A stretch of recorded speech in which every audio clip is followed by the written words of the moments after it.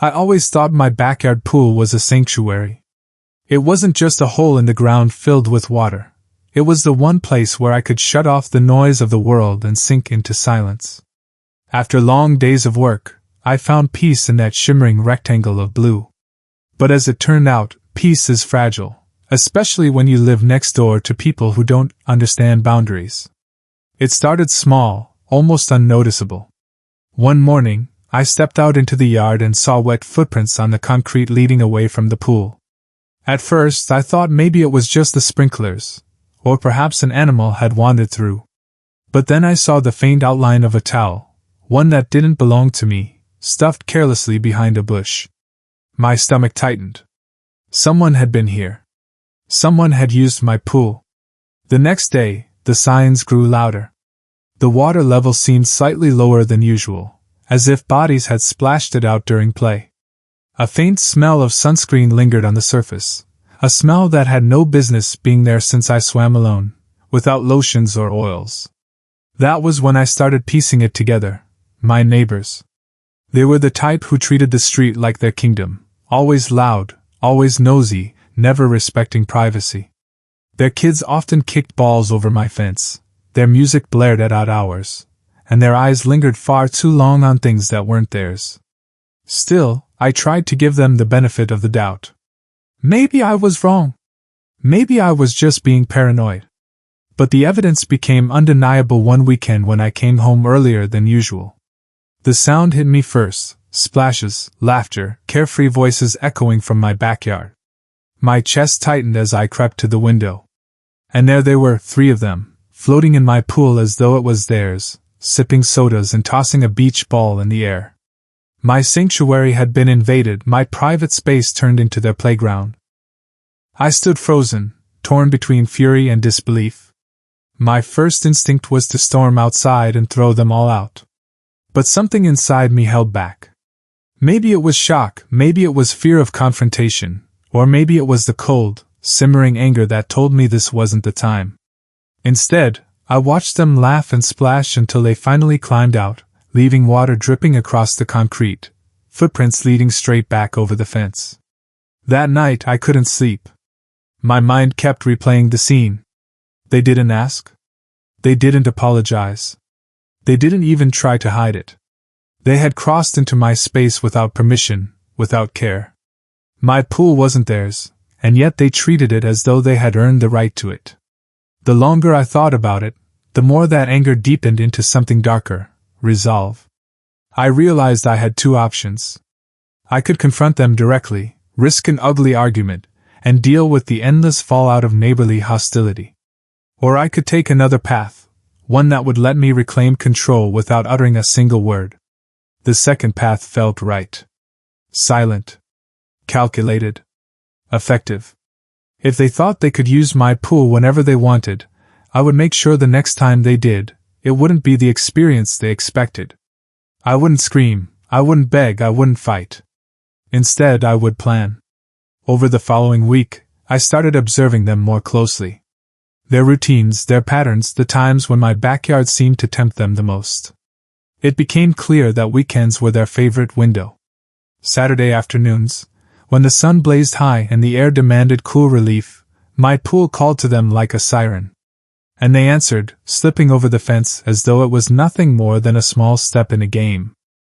The thought twisted in my gut every time. I wanted to act right then, to fling open the back door and expose them. But I waited. I needed something better. Something that would not just stop them once, but would burn the memory of it into their minds so deeply they would never dare again. And so, my plan began to form. I started making small changes to the pool area, subtle things they wouldn't notice at first glance. I checked the filters, adjusted the lights, and laid groundwork for what was to come. Every time I walked past the water, I pictured their shocked faces when they realized the pool was no longer their playground but a trap of my own design. The anticipation was almost intoxicating. I felt like I was holding a secret, one they would stumble into blindly. My pool was no longer just a sanctuary. It was becoming a stage, and I was setting the scene for their humiliation. But as the week drew to a close and Saturday loomed closer, I couldn't shake a question from my mind. What if my plan went too far? What if I crossed a line just as they had crossed mine? A small part of me hesitated, whispering doubts in the dark. But then I would remember their laughter echoing in my yard, their careless splashing in my water, their footprints drying on my concrete. And the doubts melted away. This wasn't about pettiness. This was about respect. By Friday night, everything was in place. I stood by the pool under the glow of the porch light, staring into the still, perfect water. It looked normal, innocent, inviting, exactly as I wanted it to. But beneath that surface was the first step of my silent revenge, waiting patiently for them to make their move. The air was heavy with summer heat, thick and restless. I knew they wouldn't be able to resist. They never could. And so I waited. Saturday came, the sun rose, and with it came the sound I had been expecting, the faint scrape of the fence, the shuffle of feet landing on my grass. My heart pounded as I peered from the shadows, watching them approach my pool, laughing, carefree, oblivious to the trap I had set. They had no idea that this time, everything was different. The neighbors are about to jump into the pool, unaware of the clever plan waiting for them. They thought they were clever. They thought they could climb the fence, slip across my grass, and slide into my water without me ever knowing. But I was waiting. I had prepared every detail, right down to the last inch of the pool's edge. From my window, I watched them toss their towels onto my chair like they owned the place. Their voices carried on the hot air, careless and loud, the kind of laughter that cuts through silence like glass breaking. And then, with a running leap, one of them dove headfirst into the pool. The water erupted with a splash so loud it shook the air. For a moment, everything looked normal. They surfaced, slick with water, grinning as though this intrusion was a game. But then I saw it, the first flicker of confusion. A subtle change in their expression as they wiped their eyes and glanced around. Because the pool wasn't the same anymore. What they didn't realize was that earlier in the week, I had replaced the lighting system under the water. Now, instead of the soft glow they expected, I had wired the lights to flicker erratically, casting strange, jagged shadows across the walls. The calm blue had turned into something unsettling, a churning pool of shifting colors, like lightning trapped beneath the surface. Their laughter faltered as the second neighbor slipped in, followed by the third. The water danced with distorted light, flickering red, then green, then back to blue, a chaotic rhythm that made the pool look almost alive. It was disorienting, uncomfortable. They glanced at each other, uncertain, but still tried to play it off. After all, they had swum here before. But as they splashed around, the second part of my plan began to unfold. I had adjusted the water's temperature controls, lowering it to just above freezing the night before. To the skin, the first few seconds might feel refreshing, but as the minutes passed, that sharp cold would sink into their muscles, numbing their joy, stealing their comfort. I saw it happening from where I stood. Their playfulness turned sluggish. Their movements slowed, their smiles tightened, their chatter grew thinner. The shock of cold was working its way through them, and the once inviting pool had become a silent enemy. Still, they stayed in, perhaps too stubborn to admit something was wrong. And that's when I activated the final piece of the first phase. Hidden in the corner of the yard, just beyond their sight, I had installed a motion sensor connected to the outdoor speakers. As soon as the system detected their movement, the speakers came alive, not with music, not with noise, but with a low, rumbling sound I had carefully chosen. It was the deep, resonant growl of thunder mixed with the faint echo of whispers, layered and distorted until it no longer sounded like anything natural. It rolled across the yard like a storm trapped in the air, surrounding them, vibrating through the water itself. They froze, startled, exchanging uneasy glances. The sound wasn't deafening, but it was enough to crawl under their skin. Enough to remind them they weren't supposed to be here. From behind the glass, I felt a rush of satisfaction. It was working. My sanctuary was no longer a playground for them. It was a stage of fear, a reminder that they were intruders. And yet, a strange feeling crept over me as I watched. Power. Control.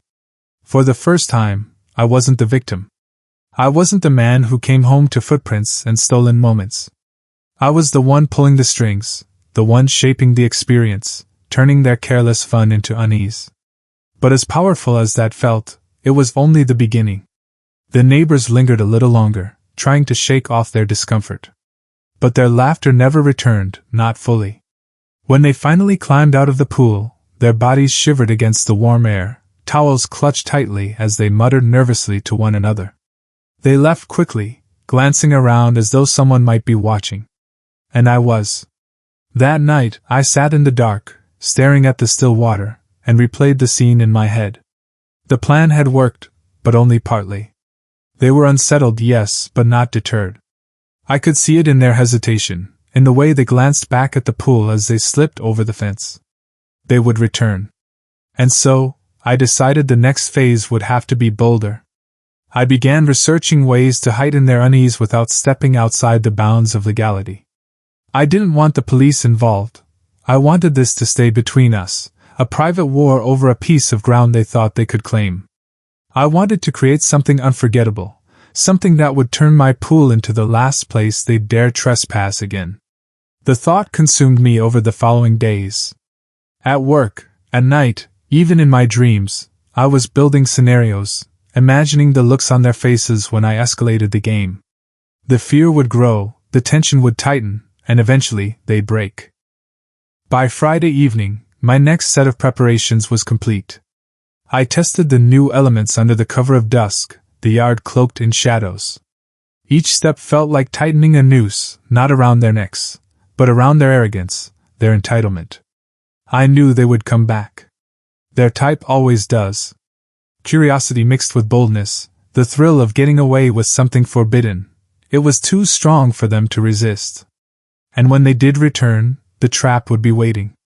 Saturday came again, hot and oppressive, the kind of heat that drives people to water like moths to flame. I went about my day calmly, almost casually, as though I didn't know what was about to happen. But inside I was restless, a coil of anticipation winding tighter with every passing hour. Then, as the sun dipped lower and the shadows stretched long, I heard it, the faint, familiar scrape of the fence. The shuffle of feet. The whispered giggles carried on the warm breeze. They were back. And this time, they wouldn't leave with just a chill and a strange sound in their ears. This time, they would experience the second act of my plan, the part that would shift their unease into something deeper. Something closer to fear. The neighbors have returned, unaware that the next phase of the narrator's plan is about to begin. They came back with the same swagger, the same careless grin that said, "We can do this again." I watched them cross my lawn like trespassers who had never been taught respect, their shadows long and lazy as the evening sun sank low. This time, I didn't wait behind glass. I moved through the house like a conductor taking his position, every instrument tuned and ready for the moment I would lift my baton. What I had planned for the second act was psychological, subtle, and personal. Cold, flickering lights and ominous noises had rattled them, but in their world discomfort could be shrugged off. People complained, then forget. I needed something that lodged into memory, that pried on nerves and left a lasting impression. I wanted them to feel watched, to sense that my pool had a presence they could not control or predict. Something that would make their bravado look foolish in front of the people who mattered to them. So I turned the pool into a mirror. Not a simple reflection, but a manipulated surface that would show them versions of themselves they wouldn't expect to see. I spent the afternoon installing a thin, near-invisible film across half the pool, anchored under the waterline and stretched taut like a secret membrane. From above, it barely disturbed the glassy surface. From below, however, it could be transformed into an uncanny screen. I had also acquired a small, weatherproof projection unit, nothing fancy, just a device that could throw images in low light. I hid it beneath the decking, angling it carefully so that when the sun softened and the lights I'd installed took effect, the film would become the stage for whatever I chose to project. I thought about projecting faces, or shadows, or images that hinted at something supernatural. In the end I picked something crueler and quieter. I chose to project their own faces, distorted and exaggerated, layered with faint echoes of their laughter, only this time slowed and warped so that it sounded foreign, like a recording played through a long tunnel. Setting it up took time and patience. I tested angles, hit small snags, adjusted the film until it swallowed the projected light in the right way. The trick was to make the images look as though they rose from the water itself, not cast from a machine. I wanted them to feel the uncanny sensation of seeing themselves looking back in a way they had never looked before, older, smaller, ridiculous. Humiliation is a powerful teacher. When the sun finally dipped and the bulbs in the yard hummed to life, I ran a quiet check from the window. The pool lay there, deceptively calm, the film invisible to any casual glance. I could have gone further with theatrics, fog machines, colored lights, a chorus of recorded whispers, but restraint was part of my code. I wanted the effect to be intimate, not theatrical, a private humiliation that would sting more because it felt so personal. They approached, two at first, then the third trailing with an overconfident swagger that I recognized as a mask for nerves. Towels slung over shoulders, they dropped them like trophies and slid into the water. The surface accepted them like it always had, unknowing, obedient. For a breathless moment they laughed, the sound brief and brittle in the cooling air. Then I flicked the switch. At first it was subtle, a ripple of light that moved under the surface. They glanced around, searching for the source, the way people do when something small jars the world's expected alignment. I held my breath. The projection bloomed slowly, like a tide revealing something long hidden. On the film, their faces emerged. Only these faces were no longer the jaunty, careless grins they wore in life. The projection stretched and pulled features, smudged the corners of their mouths, elongated laughter into a tight snarl. The effect was minor enough that a passerby might have called it a trick of light, yet sharp enough to wrench discomfort out of them. They saw themselves not as they wanted to be seen, but as versions of themselves trapped and ridiculous on the water's surface. Their reaction was immediate and raw. One of them froze mid-stroke, eyes narrowed until the whites glowed in the half-light. The other two laughed at first, nervous energy disguised as bravado, but the laughter thinned and cracked.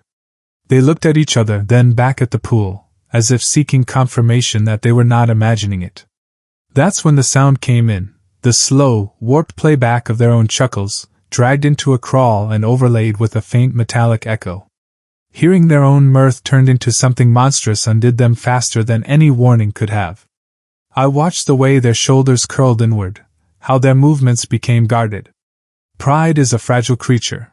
Put it in front of a mirror that distorts, and it crumbles. They tried to play it off, splashing, making jokes, but the surface kept changing, flashes of their childhood faces, quick cuts of them drenched and angry, a ghostly montage that seemed to follow every twitch of their limbs. It felt as if the pool were reading them, remembering moments they hid from the world and refusing to let them stay private. I felt a satisfaction so sharp it surprised me. My plan was not merely a trick, it had the elegance of a sentence that landed exactly where it needed to. They were no longer in control. Where they had once laughed and declared dominion over my lawn, they now searched for the exit. One of them clambered out, teeth clenched tight, towel pressed to skin as if to smother the chill that had little to do with temperature. The others hovered, uncertain, eyes darting toward the fence, toward the houses across the street, toward any refuge. Even in the dim light, I could see the math of humiliation doing its work. Pride weighed against the fear of being seen embarrassed by friends and family. That, more than anything, would make them think twice. Humiliation spreads not as quickly as pain, but its memory digs deeper. I wanted them to carry this with them into the world where other people lived, into barbecues, into social media posts, into family gatherings, so that using my pool would no longer be just an act of convenience but a gamble with reputation. And yet, even as I watched my plan unfold perfectly, a different emotion rose like a second current, guilt, faint and unwelcome. There was a line between retribution and cruelty that I had straddled then leaned into. I had told myself I would be precise, just enough to teach respect. Now, looking at them shivering and embarrassed, I wondered if I had gone too far.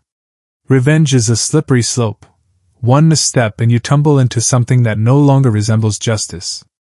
I barely had time to ponder it before something else happened, something I had not entirely planned for. As one neighbor lunged for the ladder and hauled himself out, his phone slipped from the towel on the deck and skidded toward the water. It teetered on the edge, a shiny rectangle that caught the projection, then slid and disappeared with a soft, final plop. The moment stretched and broke. The three of them froze as if pulled by the same thread. The pool that had been their stage now held something wholly irreversible, their private images captured in the glow of a phone screen, lost beneath the surface, unreachable. Their faces tightened into expressions I had not aimed to create: panic, uncertainty, the sudden calculation of consequences beyond humiliation. My heart knocked against my ribs. The plan had been to teach a lesson, not to escalate into potential accident. A phone in water was nothing compared to harm to a person, but it had the power to transform the humiliation into something else: anger, vindictiveness, perhaps a confrontation that would drag the whole neighborhood into a mess I had tried so carefully to avoid. I watched them scramble, towels forgotten, hands flailing as they tried to reach the phone. The projection pulsed one last time, the distorted faces wavering, then fading into a low blue that reflected the real faces now hovering over the water. Faces that no longer looked like children playing, but like trespassers on the brink of a new kind of danger. And across the street, the lights in a house I had never noticed before flicked on. A silhouette leaned at the window, watching. Something in me tightened like a spring that had been wound too far. The night that had begun as a precise act of retaliation now felt precarious and exposed. The moment held, taut and trembling, as they reached into the water, and then, with a collective inhale that I could feel even from the distance, a hand plunged toward the pool. A phone has fallen into the pool while the narrator's projection is active. Neighbors reach into the water, risking escalation, and someone across the street is watching. The hand plunged into the water, breaking the surface with a sound that felt sharper than it should have been. Ripples stretched across the pool, distorting the faint blue projection until their own warped faces seemed to scream silently back at them. For a split second, I thought the hand would close around the phone and everything would end there, tidy, almost anticlimactic. But the water swallowed deeper than expected, and the phone slipped out of reach. The neighbor pulled his arm back, shaking off the cold with a growl of frustration, though no words reached me. The two others hovered anxiously, eyes darting between the dark water, the glowing film, and the house across the street where that silhouette still lingered in the window. My chest tightened. I hadn't counted on an audience. This was supposed to be private, a closed circle of lesson and consequence. Now, it felt like the curtain had been pulled back on something larger, something I wasn't prepared to explain. The phone sank further, its screen still faintly glowing as it drifted down like a drowned star.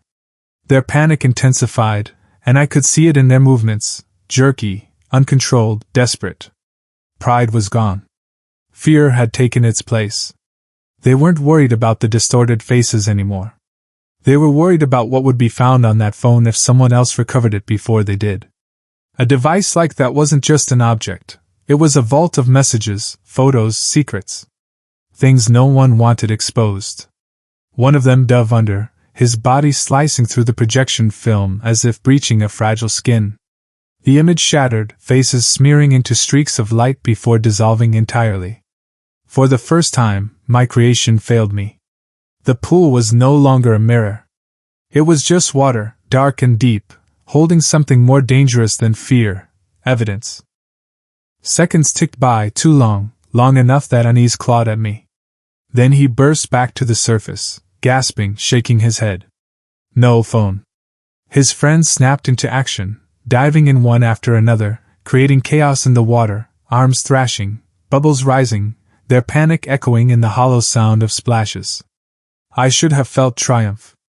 Instead, I felt something colder, a flicker of dread. This was no longer a controlled performance. The pool had become a stage for desperation, and desperation was unpredictable. People can drown in moments like these, not just in water but in the quicksand of fear and shame. And if something happened here, if one of them didn't resurface, the story would no longer be about trespassing. It would be about me, the man whose backyard had become a grave. The thought coiled through me, heavy and suffocating. I moved closer to the window, fingers pressing against the glass, torn between stepping outside to put an end to it and staying hidden to preserve my secret. My breath fogged the pain as I wrestled with the weight of that choice. Each splash felt louder, each gasp sharper, each second stretching longer than it should. Then, suddenly, silence. They surfaced together, faces pale, eyes wide, their hands empty. The phone was gone, swallowed by the pool's depths. They dragged themselves out of the water, shivering and dripping, their arrogance stripped away entirely. Towels clung to them like armor, but their postures betrayed them, shoulders slumped, heads low, movements frantic. They didn't laugh this time. They didn't linger. They stumbled back toward the fence, climbing with trembling hands, their voices low and sharp, like whispers carved out of panic. One slipped, nearly falling, before clawing his way over. Then they were gone, leaving the yard heavy with silence, the pool still and unassuming once again, as though nothing had happened. But something had.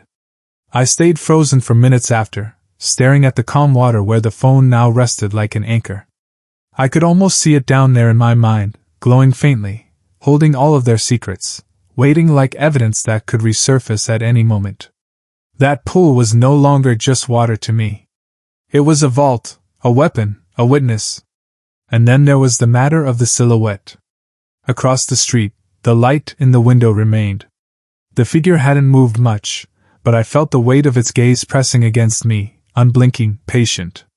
I didn't know who it was or how much they had seen, but I knew this. My secret war with the neighbors was no longer mine alone. Someone else had been invited into the story, and I hadn't given them permission. That night I barely slept. My mind spun in tight circles, about the phone, the neighbors, the watcher across the street. I imagined conversations I couldn't control, stories whispered over fences, rumors leaking through the neighborhood like cracks in a wall. The plan had been simple once: unsettle them, reclaim control, restore respect. But the pool had become something else now. A stage, yes, but also a trap, and not just for them. For me too. By morning, the silence of the house pressed down on me. I moved through rooms like a ghost, every window a potential eye staring in. My sanctuary no longer felt like mine. I couldn't even look at the pool without feeling my pulse quicken, imagining the phone down there glowing like a warning light. That was when I realized I couldn't just wait. I had to act. I had to retrieve the phone before they tried again. If they returned and succeeded, they'd hold the narrative, twisting it however they pleased. They could claim I had tampered with the pool, that I had engineered their humiliation. They could turn neighbors into allies against me. And the silhouette across the street, who knew what story they would tell if given the chance? No, I had to get to the phone first. To claim it. To erase whatever danger it held. That evening, under the cover of dusk, I stood at the edge of the pool with a skimmer pole in hand. The water was dark, colder than usual, reflecting only fragments of the fading sky. I told myself it was simple, just another object to retrieve, no different than a toy or a fallen branch. But as I looked down, I felt something else staring back at me from beneath the surface. The pool had changed. It was no longer just water.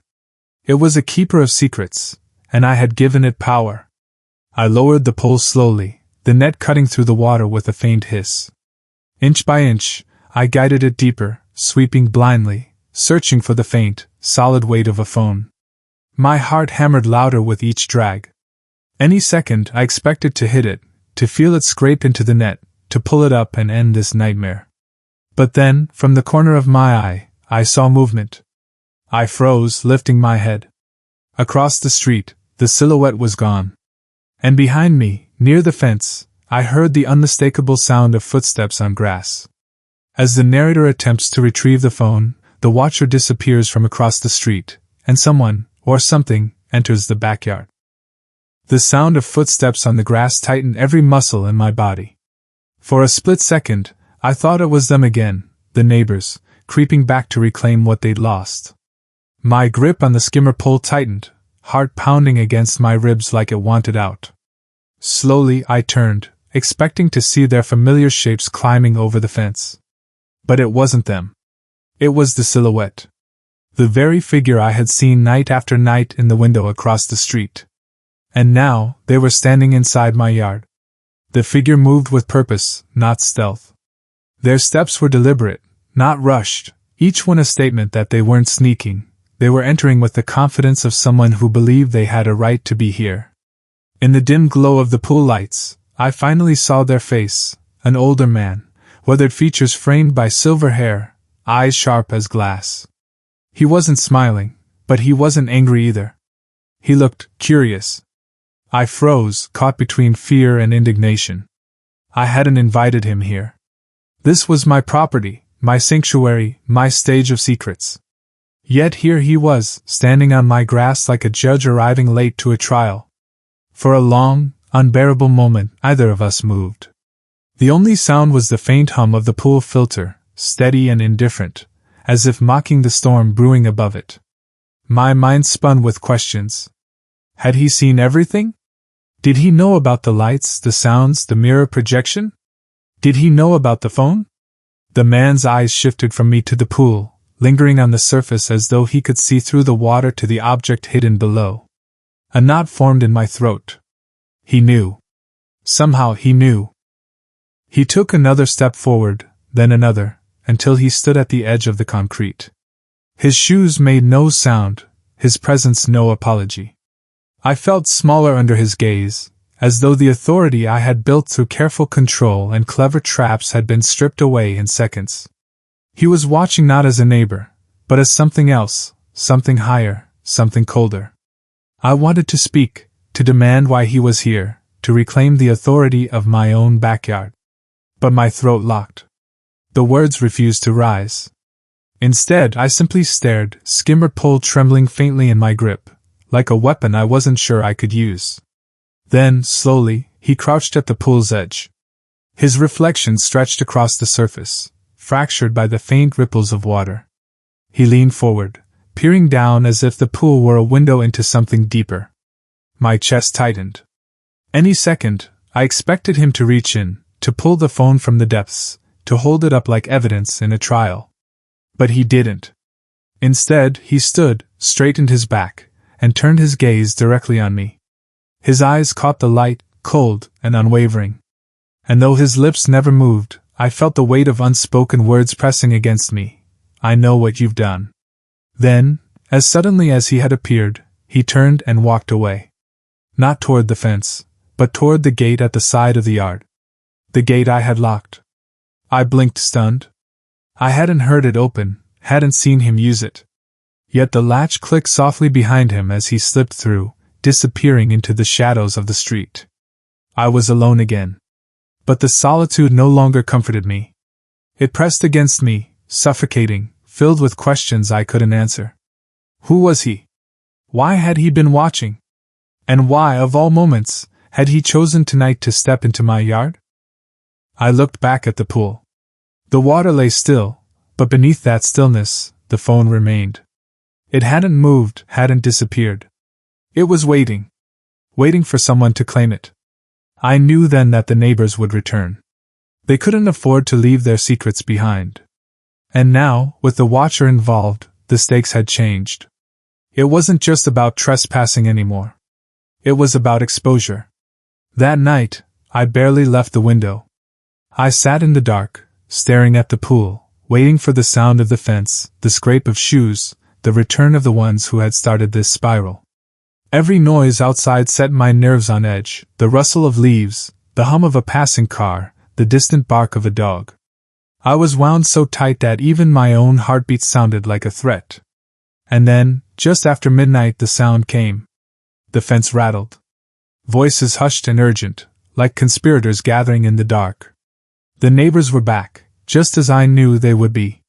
And this time, their mission was clear, the phone. I leaned forward, breath shallow, eyes fixed on the water. The pool glistened under the pale moonlight, innocent, deceptive. They approached quickly, without towels, without laughter. Their movements were sharp, desperate. They weren't here to play. One of them pointed toward the deep end, voice low but trembling with urgency. Another stripped off his shirt and slipped into the water, vanishing beneath the surface with barely a ripple. The others hovered at the edge, glancing around nervously, their fear palpable. I gripped the window frame so tightly my knuckles ached. This was it. The moment everything hinged on. If they found the phone, my control vanished. If they failed, the pool would claim another secret, and the cycle would continue. But as the diver resurfaced, gasping, his hands empty, something else happened. Something I hadn't planned, hadn't expected. The pool lights flickered. Once, twice, then steadied. But the water wasn't the same. A glow pulsed beneath the surface, faint at first, then stronger, brighter, until the entire pool seemed to throb with light. The neighbors froze, staring down into it, their fear turning into something deeper, horror. Because in that glow, shapes were forming. Not projections. Not tricks. Faces. And this time, they weren't distorted versions of themselves. They were strangers. The neighbors dived for the phone but instead see glowing, unfamiliar faces forming in the pool. The light beneath the surface grew stronger, flooding the water with an eerie, unearthly glow. The neighbors stumbled back from the edge, their faces pale in the shifting illumination. The ones still in the pool clawed for the ladder, scrambling out as though the water itself had turned hostile. I pressed my forehead against the window glass, unable to look away, unable to breathe. The faces grew clearer. Men and women, young and old, none of them familiar. Their eyes wide, mouths open as if caught in a scream. They floated just below the surface, their features twisting and warping with each ripple of the water, staring up with silent desperation. I told myself it was an illusion, a trick of light, some leftover glitch of my own devices. But deep down I knew. This wasn't mine. This wasn't something I had created. The pool had never been mine to control. It had been something else all along. The neighbors huddled together, whispering, their panic sharp and frantic. One of them pointed at the deep end again, where the phone still lay, the glow illuminating its outline like a beacon. Their greed hadn't disappeared. It had grown teeth. Even in the presence of horror, they wanted what was theirs. Two of them climbed back into the water. The glow wrapped around their bodies as they swam down, hands outstretched toward the phone. I leaned forward, every nerve in my body screaming for them to stop. When their fingers brushed the object, the glow flared white-hot.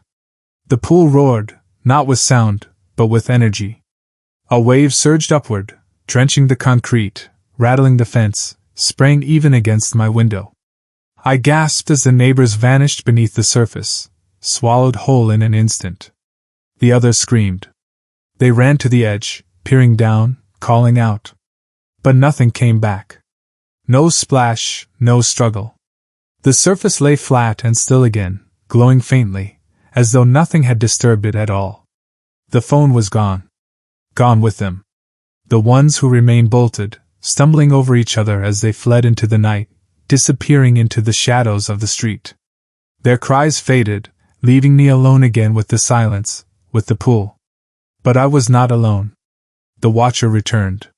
His figure appeared at the far corner of the yard, half shrouded in darkness, eyes fixed on the glowing water. He didn't step closer, didn't enter again. He only stood, as though satisfied, as though he had been waiting for this very moment. And then, slowly, deliberately, he turned and walked away into the night, never once looking back. I was shaking, my breath shallow, my hands cold. My clever tricks, my desperate games, they had all been meaningless.